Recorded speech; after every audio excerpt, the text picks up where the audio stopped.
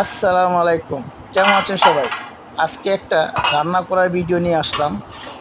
ভিডিওটা হচ্ছে গিয়া আপনার টমেটো আর মাছের ডিম দিয়ে রান্না করছি। টমেটো দেখতে কালারটা কেমন হয়েছে জানাবেন আমাকে। আর এটা সম্পূর্ণ আমার ওয়াইফ বাংলাদেশ থেকে বলছে ভিডিও কলে কিভাবে কি করতে হয়। আমি ওইভাবে দেখে দেখে জিনিসটা করছি, কারণ রান্না তো আমরা সহজে এত করি না বা পারিও না।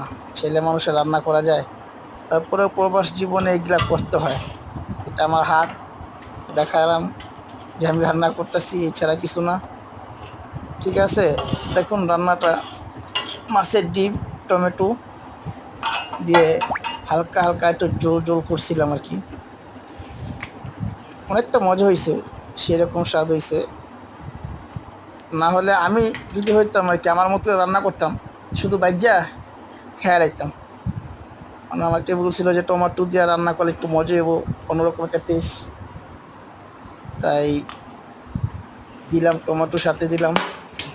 টমেটো ছিল গ্যাস খারাপ শেষ। না, ভালো হয়েছে। তরকারি কালার